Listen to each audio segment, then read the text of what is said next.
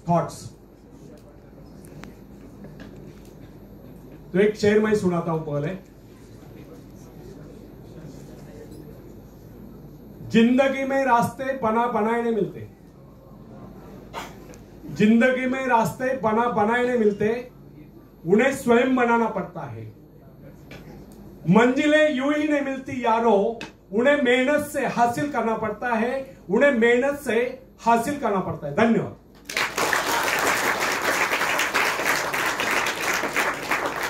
तो फ्रेंड्स, किसी व्यक्ति ने एक विद्वान से समृद्धि का रहस्य पूछा, तो विद्वान ने बड़ा ही संक्षिप्त उत्तर दिया, समृद्ध विचार।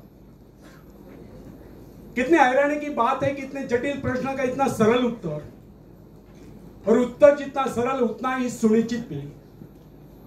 कितनी सरल और सुंदर बात है कि जिस व्यक्ति के विचार समृद्ध हो गए, उसके परिवार में ही समृद्धि होगी। अब एक छोटा सा सवाल हम यहां उठाते हैं, क्या आप अपने भाग्य को बदलना चाहते हैं? यदि हां, तो फिर सड़े गले निराशावादी विचारों से आप अपने भाग्य को बदल सकते हैं?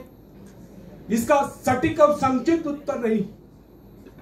यदि हमें अपने भाग्य को बदलना है, उसे जगाना है, उसे चमकाना है, तो सबसे पहले हमें अपने विचारों को बदलना होगा। विचारों में जागृति लानी होगी, विचारों को रोशन करना होगा, तब कहीं इस प्रयास में हम सफलता प्राप्त कर सकते हैं। फ्रेंड्स, किसी भी आदर्श को क्रियात्मक रूप देने के लिए आवश्यक है कि आप उस आदर्श अथवा ध्येय को अपने व्यक्तित्व का हिस्सा बना लें। यदि आपका ध्येय अथवा आदर्श आपके साथ बना रहे, तो इससे आपको प्रेरणा प्राप्त होती रहेगी। आपने देखा होगा, कुछ प्रभु भक्त अपने इष्ट की मूर्ति या कोई चित्र सदैव अपने साथ रखते हैं। यह क्या है? यह अपने इष्ट की स्मृति सदैव अपने मन में बनाए रखने की प्रेरणा है। इसी प्रकार हमें भी अपने कर्तव्य एवं लक्ष्य का ध्यान सदा बनाए रखना चाहिए। अपने ध्यान को इधर उधर बिखेरने से शक्तियों का ह्रास होता है। यदि आज सी शीशे पर पड़ने वाली किरणें एक ही स्थान पर केंद्रित की जाए, तो वे इतनी प्रभावशाली होती कि उनसे आग पैदा हो सकती है। जबकि अव्यवस्थित और बिखरी हुई अवस्था में वे किरणें इतने प्रभावशाली सिद्ध नहीं होती। इसका भी यही कारण है कि जब वे किरणें एक ही स्थान पर होते हैं, तो उनके संपूर्ण शक्ति का लक्ष्य एक केंद्र बिंदु होता है। फ्रेंड्स, लक्ष्य साधन के लिए एकाग्रता बहुत आवश्यक है। इधर उधर के अनावश्यक कार्यों में लगकर व्यक्ति अपनी क्षमताओं को नष्ट कर देता है। यदि व्यक्ति का आदर्श स्पष्ट रूप से उसके सामने बना रहे, तो इससे उसे प्रेरणा प्राप्त होती रहती है। इसलिए समृद्ध बनने के लिए आवश्यक है कि हमारे मन में निरंतर समृद्ध बनने के विचार बने रहे। यह विचार हमें अपने आदर्श की ओर बढ़ने के लिए प्रेरित करते रहेंगे, और हम सजग एवं जागरूक रहकर अपने आदर्श एवं लक्ष्य प्राप्ति के लिए प्रयत्नशील रहेंगे। सजग रहने से व्यक्ति कभी अवसर नहीं चुकता है। जिस कार्य की सदैव याद बनी रहती है, स्मृति बनी रहती है, जिसके विषय में व्यक्ति सोचता ही रहता है, उसको लेकर नए नए रास्ते भी उसके सामने आते रहते हैं। फ्रेंड्स, यह सृष्टि बड़ी ही विशाल और अनंत है। प्रकृति के भंडार असीमित है, उनकी कोई तुलना नहीं है, और प्रकृति का ऐसा भी कोई नियम नहीं कि उसके उस भंडार पर किसी एक का अधिकार हो। उस पर सबका समान अधिकार है, मगर उस खजाने को पाने के दावेदार सभी नहीं। उसे पाने के दावेदार वे लोग हैं जो उत्साही है, जिनमें हिम्मत है, हौसला है, जो आत्मविश्वास है, जिनमें कुछ नया करने की क्षमता है। अकर्मण्य, निरीह, मूढ़ या डरपोक या आलसी लोगों को न तो उसे पाने का अधिकार है, ना ही वे उसे पा सकते हैं। यह तो उसे मिलेगी जिसने अपने भीतरी शक्ति को जान लिया है। फ्रेंड्स, यदि आप इस सृष्टि का अध्ययन करेंगे, तो आपको पता चलेगा कि यह सृष्टि शक्ति के सूक्ष्म सूत्रों में बंधी हुई है। इस प्रकार धीरे धीरे आप अपने हृदय की महान शक्ति की उपस्थिति को समझने लगोगे। अभाव आपको कभी हताश न कर सकेंगे, वे आपको अपने अंधकारपूर्ण जाल में फंसाने में समर्थ न होंगे। हमारे संस्कृति का संदेश भी यही है कि आप अपनी व्यक्तिगत चेतना को जितना विस्तृत करेंगे, अपने आप में महान स्फूर्ति का अनुभव करते जाएंगे। पर ब्रह्म के साथ तादात्म्य स्थापित करने वाले स्फूर्तिदायक चेतना ही वास्तव में सुख है, और इस चेतना के क्षीण होने का नाम ही दुख है। यदि सुख सृष्टि से एकाकार होने से उत्पन्न होता है तो दुख सृष्टि से विच्छिन्न विलग होने से उत्पन्न होता है। जो व्यक्ति अपने आप को सृष्टि की इस विशाल चेतना का अंश मानकर नहीं चलता, उसे ऐसा प्रतीत होता है कि वह संसार में अकेला है, अनंत अस्तित्वपूर्ण समुद्र में भटकते हुए एक इकाई है। अकेलेपन का यह विचार व्यक्ति को असहाय और बेसहारा बना देता है। वो अपने अस्तित्व को क्षुद्र समझ लगता है, वो अपने आप को नितांत असहाय अनुभव करता है। इस प्रकार की परिस्थिति में दुख का जन्म होता है। जब जब भी व्यक्ति अपने आप को सृष्टि से अलग कर लेता है, तब तक वह दुख उठाता है। वह स्वयं को अकेला महसूस करके भयभीत होता रहता है। होगा भी क्यों नहीं, सृष्टि से नाता तोड़कर उसने स्वयं को अकेला जो कर लिया। इसके विपरीत जिस व्यक्ति ने सृष्टि से अपना संबंध जोड़ रखा है और तारतम्य बनाया हुआ है, वह स्वयं को कभी अकेला नहीं समझता। उसे ऐसा अनुभव होता है कि प्रकृति निसर्ग उसका सहयोग कर रही। वो अपने आप को समृद्ध अनुभव करता है, क्योंकि प्रकृति के प्रति, निसर्ग के प्रति उसका दृष्टिकोण मित्र भाव का होता है। वो विराट सत्ता का एक अंश दिखाई देता है। यही भाव व्यक्ति में शक्ति और आत्मविश्वास पैदा करता है। आत्मविश्वास क्या है? अपने भीतर मौजूद शक्ति का एहसास ही आत्मविश्वास है। जो व्यक्ति अपने आप को सृष्टि से अलग कर लेता है, वह आत्मविश्वास हीन रहता है। उसे प्रकृति के प्रति कभी स्नेह नहीं होता है। वो प्राकृतिक प्रक्रिया को अपरिचित और अपने प्रति षड्यंत्र मानता है। ऐसी स्थिति में प्रकृति के अनंत धनसों, अनुपम सौंदर्य एवं समाप्त न होने वाले खजाने उसके लिए नहीं रहते। जिसे स्वयं पर विश्वास नहीं होता, वह किसी पर भी विश्वास नहीं करता। उसे ऐसा लगता है कि सब उसके दुश्मन है, सब उसका अहित चाहते हैं। वह हर प्राणी को, हर वस्तु को संदिग्ध नजरों से देखता है। अब आप ही बताइए कि ऐसा व्यक्ति अपने आप को समृद्ध कैसे अनुभव कर सकता है, जिसका अकेलापन और अविश्वास उसमें हीन भावनाएं पैदा कर देते हैं। ऐसा व्यक्ति कभी भी अपने भाग्य का निर्माण नहीं कर सकता। फ्रेंड्स, प्राय लोग ऐसे कहते सुने जाते हैं कि संसार की रचना इस प्रकार हुई कि यहाँ केवल कुछ लोग ही धनी और समृद्ध रह सकते हैं। शेष लोगों को अनिवार्य रूप से साधनहीन, निर्धन और दूसरों का मोहताज रहना पड़ता है। उनके विचारों में सृष्टि में सुख समृद्धि के साधन सीमित होने के कारण सभी लोग समृद्ध नहीं रह सकते। उनका यह विचार है कि संसार एक प्रतिद्वंदिता है, स्पर्धा है, और इस प्रतिद्वंदिता में जो सफल हो जाता है वही सुखों का उपभोग कर सकता है। शेष लोगों के भाग में दुख और कष्ट ही लिखे। परंतु हमारा यह कहना है कि इन लोगों के ऐसे विचार अनुभवहीनता और अज्ञानता के कारण है। प्रकृति ने तो अपने भंडार सभी के लिए खोल रखे हैं। आप ऐसा क्यों सोचते हैं कि आप भाग्यहीन है और भाग्यहीन रहोगे? इस प्रकार की मिथ्या धारणा का आधार यह हुआ, जब प्रभु ने इस सृष्टि की रचना की तो मनुष्य के लिए ऐसे साधन नहीं जुटाए। परंतु ऐसा सोचना कदापि उचित नहीं। वस्तुतः प्रभु ने इस सृष्टि को अत्यंत संपन्न और सब प्रकार से पूर्ण बनाया है। मनुष्य की आवश्यकताओं की पूर्ति के सभी पदार्थ इस धरती पर उपलब्ध है। यदि कोई इस निधि का प्रयोग नहीं कर पाता है तो इसमें उस सृष्टि निर्माता का क्या दोष? विधाता ने तो अपनी रचना संपूर्ण बनाई है। यदि कोई उसे ग्रहण करने में असमर्थ है, आनाकानी करता है, आलस्य में पड़ा रहता है, तो वह जगन्यता क्या कर सकता है? फ्रेंड्स, कहावत प्रसिद्ध है, आप घोड़े को पानी तक ले जा सकते हैं या पानी लाकर घोड़े के सामने रख तो सकते हैं, परंतु उसे पीने के लिए विवश नहीं कर सकते। यदि घोड़े को प्यास लगे है तो पानी पीकर प्यास तो उसे शांत करनी होगी। अपने गर्दन को झुकाकर पानी में मोह तो उसे डालना होगा। प्रकृति को दोषी ठहराने में वास्तविकता में कितनी भिन्नता है, इसका एक उदाहरण याद रखें। अन्न जीवन की सबसे आवश्यक वस्तु है। शरीर रूपी भट्टी के लिए वो ईंधन का काम करता है। संसार में निर्धनों की प्रमुख समस्या दो की रोटी है। कुछ लोगों का यह कहना है कि अन्न की कमी है क्योंकि धरती उतनी उपजाऊ नहीं, खेती के लिए इतना साधन नहीं है, समय नहीं है। परंतु यह धारणा निर्मूल है, क्योंकि कृषि विशेषज्ञों का यह कहना है कि आज भी विश्व में बहुत सी भूमि बिना जुती पड़ी है।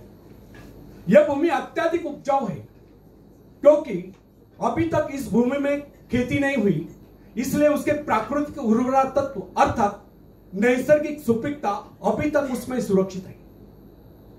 इन कृषि विशेषज्ञों का तो यह भी कहना है, अगर इस सारी भूमि का सही ढंग से उपयोग किया जाए तो अन्न की कुल उपज 2 गुना नहीं तो कम से कम 1.5 गुना अवश्य हो जाए।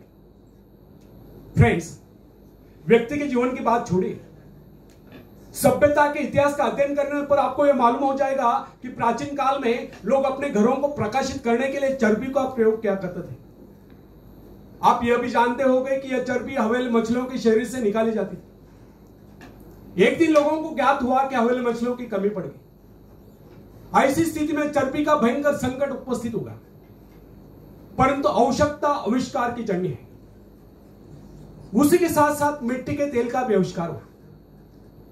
अब कुछ दिन पहले वैज्ञानिकों ने घोषित कर दिया कि मिट्टी के तेल की मात्रा भी सीमित है और इस बात की पूरी संभावना है कि कुछ ही वर्षों में मिट्टी के तेल के कुएं सूख जाएंगे। इससे लोग एक बार फिर चिंतित होते हैं, क्योंकि उस काल में शक्ति का मुख्य साधन तेल ही था, जिससे कल कारखाने और अन्य अनेक प्रकार के वाहन चलते थे। लेकिन अगले क्षण में वैज्ञानिकों ने यह घोषित कर दिया कि अणुशक्ति का प्रयोग प्रतिदिन की आवश्यकताएं पूरी करने के लिए किया जा सकता है। इसके साथ ही जल विद्युत का निरंतर बढ़ता हुआ प्रचार भी मानव की सभी आवश्यकताओं की पूर्ति करता रहेगा। आजकल तो सोलर एनर्जी पर बड़ा रिसर्च हो रहा है, पवन चक्कियों का इस्तेमाल बड़े पैमाने पर हो रहा है। इस प्रकार प्रकृति के अक्षय भंडारों और मनुष्य की चमत्कार पूर्ण आविष्कार प्रवृत्ति के अनेक उदाहरण इस तथ्य की पुष्टि करते हैं, यदि व्यक्ति उत्साही और स्वावलंबी हो तो उसके लिए संसार में किसी चीज की कोई कमी नहीं। खोजने पर वह सब कुछ प्राप्त कर लेता है। इसलिए कहा गया है, जिन्हें खोजा तिन्हें पाया। मनुष्य को भ्रम होता है कि उसने बहुत कुछ कर लिया, बहुत कुछ पा लिया है और अब प्रकृति के स्रोत खाली हो गए, किंतु यह उसकी भूल है। वह भ्रम में जी रहा है। वास्तविकता तो यह है, मनुष्य ने अभी तक विश्व के एक अंश पर ही विजय प्राप्त की। पता नहीं अभी तक पृथ्वी के गर्भ में कितने खजाने अछूते दबे पड़े। यह विशाल ब्रह्मांड और इसका अंतहीन घेरा मनुष्य की प्रतिभा के लिए भयंकर चुनौती है। वैज्ञानिक न्यूटन ने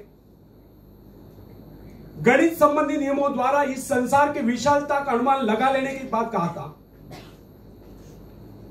मैं तो अभी तक एक अथांग सागर के तट पर खड़ा हूं और किसी अबोध बालक की तरह आयु पर खाक छानने पर भी मेरे हाथ केवल कुछ सिंपियां ही लगे।